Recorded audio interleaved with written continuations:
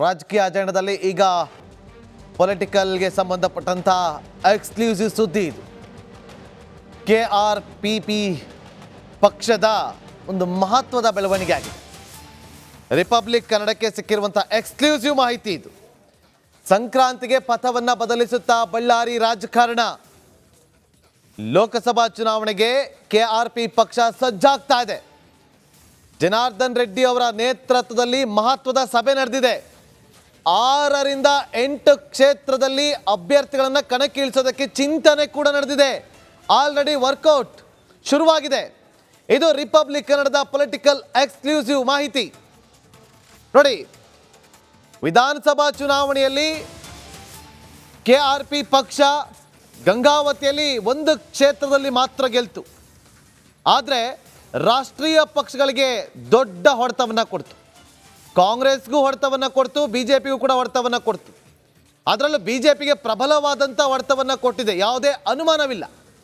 ಲೋಕಸಭಾ ಚುನಾವಣೆಯಲ್ಲೂ ಕೂಡ ಈ 6 ರಿಂದ 8 ಕ್ಷೇತ್ರದಲ್ಲಿ KRPP ಪಕ್ಷದ ಅಭ್ಯರ್ಥಿಗಳು ಕಣಕ್ಕಿಳಿದ್ರೆ ರಾಷ್ಟ್ರೀಯ ಪಕ್ಷಗಳಲ್ಲಿ 2 ರಾಷ್ಟ್ರೀಯ ಪಕ್ಷಗಳಲ್ಲಿ 1 ರಾಷ್ಟ್ರೀಯ ಪಕ್ಷಕ್ಕೆ ದೊಡ್ಡ ಪೆಟ್ಟು ಬಿದ್ದೇ ಬೀಳುತ್ತೆ. ಅದು ಕಲ್ಯಾಣ ಕರ್ನಾಟಕ ಭಾಗದಲ್ಲಿ.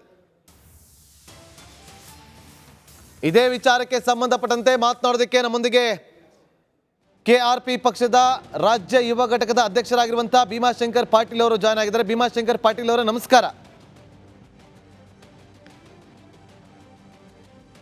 6 ರಿಂದ 8 ಕ್ಷೇತ್ರಗಳ ಮೇಲೆ ಕಣ್ಣಿಟ್ಟಿದ್ದೀರಾ ಅನ್ನುವ ಮಾಹಿತಿ. ಯಾವ ಯಾವ ಕ್ಷೇತ್ರ ಅನ್ನೋದು ಕೂಡ ನಮ್ಮ ಹತ್ರ ಮಾಹಿತಿ ಇದೆ.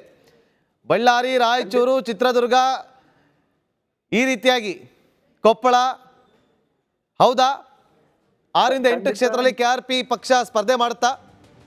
ಖಂಡಿತ. ನಮ್ಮ ಪಕ್ಷದ ಸಂಸ್ಥಾಪಕ ಅಧ್ಯಕ್ಷರಾದಂತ ಅಣ್ಣ ಜನಾರ್ದನ್ ರೆಡ್ಡಿ ಅವರು ಈ ಮುಂಬರುವಂತ ಲೋಕಸಭಾ ಚುನಾವಣೆಯಲ್ಲಿ ಕನಿಷ್ಠ ಒಂದು 8 ಕ್ಷೇತ್ರದಲ್ಲಾದ್ರೂ ಪಕ್ಷದ ಅಭ್ಯರ್ಥಿಗಳನ್ನ ಕಣಕ್ಕಿಳಿಸೋದ್ರ ಮೂಲಕ ಕಲ್ಯಾಣ ರಾಜ್ಯ ಪ್ರಗತಿ ಪಕ್ಷದ ತಾಕತ್ತು ಏನಿದೆ ಅನ್ನೋದನ್ನ ಈ ರಾಷ್ಟ್ರೀಯ ಪಕ್ಷಗಳಿಗೆ ತೋರಿಸೋದ್ರ ಮೂಲಕ ಏನು ಪ್ರಾದೇಶಿಕ ಪಕ್ಷಗಳ ಬಗ್ಗೆ ಅಸಡ್ಡೆತನದ ಭಾವನೆಯನ್ನ ಇಟ್ಕೊಂಡು ಇವರೆಲ್ಲ ಪ್ರಾದೇಶಿಕ ಪಕ್ಷಗಳ ವಿಚಾರವಾಗಿ ಅವ್ರೇನು ನಡ್ಕೋತಾ ಇದ್ದಾರೆ, ಅವರಿಗೆ ತಕ್ಕವಾದಂತ ಒಂದು ಪಾಠ ಈ ಚುನಾವಣೆಗೆ KRPP ನಿಲ್ಲುವುದರ ಮೂಲಕ ತೋರಿಸ್ಬೇಕು. ಅಷ್ಟೇ ಅಲ್ಲ, ನಾವು ಯಾವತ್ತಿಗೂ ಸಹ ನಮ್ಮ ನಾಯಕರು ಹೇಳ್ತಾರೆ, ಜನಾರ್ದನ್ ರೆಡ್ಡಿ ಅವರು, ನಾವು ಬೇರೊಬ್ಬರನ್ನ ಸೋಲಿಸ್ಬೇಕು ಅಂತೇಳಿ ಚುನಾವಣೆಗೆ ಸ್ಪರ್ಧೆ ಮಾಡ್ತಾ ಇಲ್ಲ.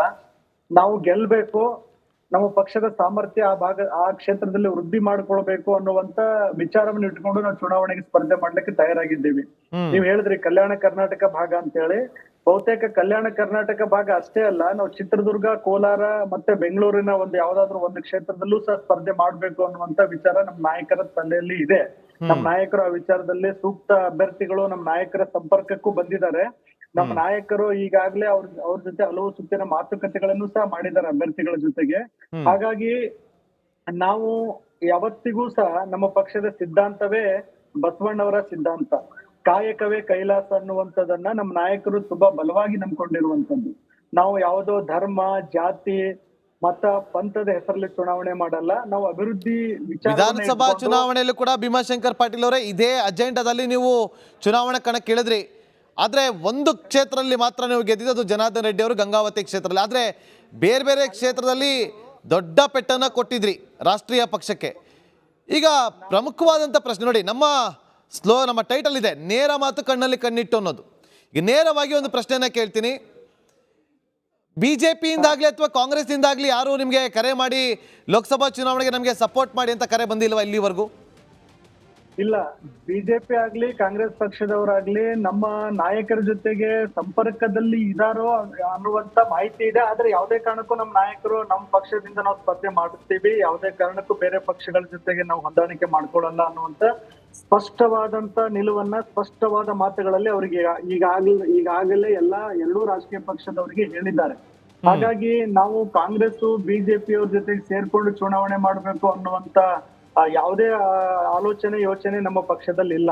ಕಾಂಗ್ರೆಸ್ಸಿನ ಬಣ್ಣ ಏನಿದೆ ಅನ್ನೋದು ಕರ್ನಾಟಕ ಜನತೆಗೆ ಗೊತ್ತಿದೆ, ರಾಷ್ಟ್ರದ ಜನತೆಗೆ ಗೊತ್ತಿದೆ. BJP ಅವರ ಅಭಿವೃದ್ಧಿ ಚಿಂತನೆಗಳು ಏನಿದಾವೆ, BJP ಅವರು ಯಾವುದರ ಆಧಾರದ ಮೇಲೆ ಮತವನ್ನ ಕೇಳ್ತಾ ಇದ್ದಾರೆ, BJP ಅವರು ಚುನಾವಣೆ ಯಾವ ರೀತಿ ಮಾಡ್ತಾರೆ ಅನ್ನೋದನ್ನ ಈಗಾಗಲೇ ದೇಶದ ಜನಕ್ಕೂ ರಾಜ್ಯದ ಜನಕ್ಕೂ ಗೊತ್ತಿದೆ. ಆ ಎರಡೂ ಪಕ್ಷಗಳನ್ನ ಬಿಟ್ಟು ಇವತ್ತು ಜನ ನಮ್ಮನ್ನ ಅಭಿವೃದ್ಧಿ ಜನಾರ್ದನ ರೆಡ್ಡಿ ಅಂತಂದ್ರೆ ಅಭಿವೃದ್ಧಿ ವಿಚಾರದಲ್ಲಿ ಕಳಕಳಿರುವಂತ ಒಬ್ಬ ಜನನಾಯಕ ಅನ್ನುವಂತ ಮಾತು ಇವತ್ತು ಕರ್ನಾಟಕದ ಜನರ ಮನಸ್ಸಲ್ಲಿ ಸರ್ವಸಾಮಾನ್ಯವಾಗಿರುತ್ತೆ. ಹಾಗಾಗಿ ನಾವು ಅಭಿವೃದ್ಧಿಯನ್ನ ಇಟ್ಕೊಂಡು ಜಾತಿ ಮತ ಇದರ ಹೆಸರಲ್ಲಿ ಚುನಾವಣೆ ಮಾಡಲ್ಲ. ಕಾಂಗ್ರೆಸ್ ಜಾತಿ ಮೇಲೆ ಮಾಡಿದ್ರೆ ಬಿಜೆಪಿ ಧರ್ಮದ ಹೆಸರಲ್ಲಿ ರಾಜಕಾರಣ ಮಾಡುತ್ತೆ. ಆದ್ರೆ KRPP ಇವತ್ತು ನಾವು ರಾಜಕಾರಣ ಮಾಡ್ತಾ ಇರೋದು ಜನರ ಅಭಿವೃದ್ಧಿ ವಿಚಾರವನ್ನ ಇಟ್ಕೊಂಡು ಕಲ್ಯಾಣ ಕರ್ನಾಟಕ ಭಾಗ ಅಭಿವೃದ್ಧಿ ಪಡಿಸ್ಬೇಕು, ಅಷ್ಟೇ ಅಲ್ಲದೆ ಅಖಂಡ ಕರ್ನಾಟಕದ ಏಳಿಗೆಗಾಗಿ ನಾವು ದುಡಿಬೇಕು ಅನ್ನುವಂತ ಒಂದು ಇಚ್ಛಾಶಕ್ತಿಯನ್ನು ಇಟ್ಕೊಂಡು ನಾವು ಚುನಾವಣೆಗೆ ಸ್ಪರ್ಧೆ ಮಾಡ್ಬೇಕಂತ ಅಲ್ಲ, ಈಗ ಭೀಮಾಶಂಕರ್ ಪಾಟೀಲ್ ಅವರು ನೀವು ನೋಡಿದ್ರೆ ಹೀಗೆ ಹೇಳ್ತೀರಿ, ನಮಗೆ ಸಿಕ್ಕಿರುವಂಥ ಕೆಲವೊಂದಷ್ಟು ಮಾಹಿತಿ ಪ್ರಕಾರ ಬಿಜೆಪಿ ನಾಯಕರು ಜನಾರ್ದನ್ ರೆಡ್ಡಿ ಅವ್ರನ್ನ ಸಂಪರ್ಕ ಮಾಡೋದಕ್ಕೆ ನಿರಂತರವಾಗಿ ಪ್ರಯತ್ನಗಳು ಮಾಡ್ತಿದ್ದಾರೆ ಅಂತೇಳಿ. ನಿಜನ ಅಲ್ವಾ ಒಪ್ಕೊಳ್ಳಿ? ಇಲ್ಲ, ಜನಾರ್ದನ್ ರೆಡ್ಡಿ ಅಣ್ಣನ ಜೊತೆಗೆ ಬಿಜೆಪಿಯ ರಾಜ್ಯ ಮತ್ತು ರಾಷ್ಟ್ರೀಯ ನಾಯಕರು ಸಂಪರ್ಕದಲ್ಲಿ ಚುನಾವಣೆ ಒಂದು ಪಕ್ಷ ಅಂದಾಗ ಸಹಜವಾಗಿ ಬೇರೆ ಬೇರೆ ಪಕ್ಷದ ನಾಯಕರುಗಳು ನಮ್ಮ ನಾಯಕರನ್ನ ಸಂಪರ್ಕ ಮಾಡಿದ್ದಾರೆ, ಮಾಡ್ತಿರ್ಬಹುದು. ಆದ್ರೆ ನಮ್ಮ ನಾಯಕರ ಸ್ಪಷ್ಟವಾದ ನಿಲುವು ಏನು ಅಂತಂದ್ರೆ ಯಾವುದೇ ಕಾರಣಕ್ಕೂ ಯಾರೊಂದಿಗೂ ರಾಜಿ ಆಗೋದಿಲ್ಲ, ಯಾರೊಂದಿಗೂ ಹೊಂದಾಣಿಕೆ ಪ್ರಶ್ನೆ ಇಲ್ಲ. ನಾವು ಚುನಾವಣೆಯನ್ನ ಏಕಾಂಗಿಯಾಗಿ ಸ್ಪರ್ಧೆ ಮಾಡೋಣ, ನಮಗೆ ಜನ ಆಶೀರ್ವಾದ ಮಾಡ್ತಾರೆ, ನಮ್ಮ ಜನ ನಮ್ಮನ್ನ ಒಪ್ಕೊಳ್ತಾರೆ, ಜನ ನಮ್ಮನ್ನ ಒಪ್ಕೊಂಡಿದ್ದಾರೆ, ನಮ್ಮ ನಿಲುವನ್ನ ನಮ್ಮ ಸಿದ್ಧಾಂತವನ್ನ ಜನಕ್ಕೆ ತಿಳಿಸಿದ್ರೆ ಜನ ನಮ್ಮನ್ನ ಆಶೀರ್ವಾದ ಮಾಡ್ತಾರೆ. ಈ ಸಲ ಚುನಾವಣೆಯಲ್ಲಿ ನಾವು ಏಕಾಂಗಿಯಾಗಿ ಸ್ಪರ್ಧೆ ಮಾಡ್ಬೇಕು ಅನ್ನುವಂತ ದಿಟ್ಟ ಸಂಕಲ್ಪವನ್ನ ನಮ್ಮ ವರಿಷ್ಠರಾದಂತ ಜನಾರ್ದನ್ ರೆಡ್ಡಿ ಸಾಹೇಬರು ತಗೊಂಡಿದ್ದಾರೆ. ಅಭ್ಯರ್ಥಿಗಳು ಯಾರು ಅನ್ನೋದು ಫೈನಲ್ ಆಗಿದ್ಯಾ ಭೀಮಾಶಂಕರ್ ಪಾಟೀಲ್ ಅವರೇ? ಅಭ್ಯರ್ಥಿಗಳು ಯಾರು ಅಂತ ಹೇಳಿ ಈಗ ಕೆಲವೇ ದಿನದಲ್ಲಿ ನಮ್ಮ ನಾಯಕರು ಘೋಷಣೆ ಮಾಡ್ತಾರೆ. ಅಭ್ಯರ್ಥಿಗಳ ಹೆಸರುಗಳು ಕೇಳಿದ್ರೆ ಎರಡೂ ರಾಷ್ಟ್ರೀಯ ಪಕ್ಷಗಳಿಗೆ ಬಹುತೇಕ ಅವತ್ತಿನಿಂದಲೇ ಏನು ಆಗ್ಬೇಕೋ ಅದು ಆಗುತ್ತೆ. ಯಾಕಂದ್ರೆ ನಾವು ಸನ್ಯಾಸಿಗಳಲ್ಲ. ನಮ್ಮ ನಾಯಕರು ಒಂದು ಕಾಲದಲ್ಲಿ ಒಂದು ಸಮಯದಲ್ಲಿ ಕರ್ನಾಟಕದಲ್ಲಿ ಒಂದು ಪಕ್ಷವನ್ನ ಸ್ವತಂತ್ರವಾಗಿ ಅಧಿಕಾರಕ್ಕೆ ತಂದಂತ ನಿಜವಾದ ಚಾಣಕ್ಯ ನಮ್ಮ ನಾಯಕರು. ಅವರಿಗೆ ಯಾವ ಸಂದರ್ಭದಲ್ಲಿ ಏನೇನು ಮಾತಾಡ್ಬೇಕು, ಏನು ನಿರ್ಧಾರವನ್ನ ತಗೋಬೇಕು, ಯಾವ ರೀತಿಯಾದಂತ ಅಭ್ಯರ್ಥಿಗಳನ್ನ ಕಣಕ್ಕಿಳಿಸ್ಬೇಕು ಅನ್ನೋದು ಅವ್ರಿಗೆ ಸ್ಪಷ್ಟವಾಗಿ ಗೊತ್ತಿದೆ. ಹಾಗಾಗಿ ನಾವು ಯಾವುದೇ ಕಾರಣಕ್ಕೂ ಯಾವುದೇ ಪಕ್ಷಗಳ ಜೊತೆ ಹೊಂದಾಣಿಕೆ ಆಗ್ಲಿ, ಯಾವುದೇ ಪಕ್ಷದ ನಾಯಕರ ಜೊತೆ ಮಾತುಕತೆ ಆಗ್ಲಿ ಮಾಡಿರುವಂತದ್ದು ಇಲ್ಲ. ನಮ್ಮ ನಾಯಕರ ಅವಶ್ಯಕತೆ ಎಲ್ಲರಿಗೂ ಈ ಚುನಾವಣೆ ಸಂದರ್ಭದಲ್ಲಿ ಬೀಳುತ್ತೆ. ಎಲ್ಲರೂ ನಮ್ಮ ನಾಯಕರ ಮನೆ ಬಾಗಿಲಿಗೆ ಬರ್ತಾರೆ, ನಮ್ಮ ನಾಯಕರ ಜೊತೆ ಮಾತಾಡ್ತಾರೆ. ಆದ್ರೆ ನಮ್ಮ ನಾಯಕರು ಯಾವುದೇ ಕಾರಣಕ್ಕೂ ನಾವು KRPPಯನ್ನ ಬೇರೆ ಪಕ್ಷಗಳ ಜೊತೆಗೆ ಹೊಂದಾಣಿಕೆ ಮಾಡಿಸಿ ಸ್ಪರ್ಧೆ ಮಾಡಿಸೋದು ಬೇಡ. ನಾವು ಪಕ್ಷವನ್ನ ಸ್ವಂತವಾಗಿ ಅಭ್ಯರ್ಥಿಗಳನ್ನ ಕಣಕ್ಕಿಳಿಸ್ಬೇಕು ಅನ್ನುವಂತ ವಿಚಾರವನ್ನ ನಮ್ಮ ನಾಯಕರ ಮನಸ್ಸಲ್ಲಿ ಇದೆ. ಹಾಗಾಗಿ ಭೀಮಾಶಂಕರ್ ಪಾಟೀಲ್ ಅವರೇ, ಕಡೆದಾಗಿ ಕ್ವಿಕ್ ಆಗಿ ನಿಮ್ಮಿಂದ ಒಂದು ಆಸಕ್ತಿ ತಗೋತೀನಿ. 6 ರಿಂದ 8 ಕ್ಷೇತ್ರಗಳನ್ನು ನೀವು ಕಣಕ್ಕಿಳಿದಿದೆ ಆದ್ರೆ ಕೆಲವೊಂದಷ್ಟು ಮೀಸಲು ಕ್ಷೇತ್ರಗಳು ಕೂಡ ಇದೆ ಇಲ್ಲಿ ಅಲ್ವಾ? ಎಷ್ಟು ಕ್ಷೇತ್ರದಲ್ಲಿ ಗೆಲ್ತೀವಿ ಅನ್ನೋ ವಿಶ್ವಾಸ ಇದೆ ನಿಮ್ಗೆ? ನಾವು ಕನಿಷ್ಠ ಪಕ್ಷ 3 ಕ್ಷೇತ್ರ ಆದ್ರೂ ಗೆಲ್ಲೇಬೇಕು ಅಂತ ಪಣವನ್ನ ತೊಟ್ಟು ಈಗಾಗಲೇ ಅದಕ್ಕೆ ತಕ್ಕಂಗೆ ಎಲ್ಲಾ ಆಯಾ ಭಾಗದ ಜಿಲ್ಲಾಧ್ಯಕ್ಷರನ್ನ ಕರೆದು ಸಭೆ ಮಾಡಿ ಅವ್ರಿಗೆ ಈಗಾಗಲೇ ನಮ್ಮ ನಾಯಕರು ಸೂಚನೆಯನ್ನ ಕೊಟ್ಟಿದ್ದಾರೆ. ಬೂತ್ ಮಟ್ಟದಲ್ಲಿ ಪಕ್ಷದ ಪದಾಧಿಕಾರಿಗಳನ್ನ ನೇಮಕ ಮಾಡ್ತಾ ಇದ್ದೀವಿ, ಬೂತ್ ಮಟ್ಟದಲ್ಲಿ ಸಂಘಟನೆಯನ್ನ ಮಾಡ್ತಾ ಇದ್ದೀವಿ. ಮತ್ತೆ ಬೇರೆ ಬೇರೆ ರಾಜಕೀಯ ಪಕ್ಷದ ಲೀಡರ್ಗಳು ಯಾರು ಇದ್ದಾರೆ ಅವರೆಲ್ಲರೂ ಸಹ ಇವತ್ತು ನಮ್ಮ ಪಕ್ಷಕ್ಕೆ ಜಾಯಿನ್ ಆಗ್ಬೇಕು ಅಂತೇಳಿ ಸುಮಾರು ಜನ ಈಗ ನಮ್ಮ ನಾಯಕರ ಜೊತೆಗೆ ಮಾತಾಡ್ತಾ ಇದ್ದಾರೆ. ಆದ್ರೆ ನಮ್ಮ ನಾಯಕರು ಅದನ್ನೆಲ್ಲವನ್ನ ಯೋಚನೆ ಮಾಡಿ ಅವರನ್ನ ಪಕ್ಷಕ್ಕೆ ತಗೊಂಡು ನಾವು ಪಕ್ಷವನ್ನ ಬಲಪಡಿಸಬೇಕು ಅಂತ ಹೇಳಿದ್ದೇವೆ. ನಾವು 3 ಕ್ಷೇತ್ರ ಶತಾಯಗತ ಗೆಲ್ತೀವಿ ಅನ್ನುವಂತ ನಂಬಿಕೆ ನಮ್ಗಿದೆ. Okay, thank you Bhimashankar Patil ಅವರೇ, ರಿಪಬ್ಲಿಕ್ ಕನ್ನಡ ಜೊತೆ ಮಾತನಾಡಿದ್ದಕ್ಕೆ.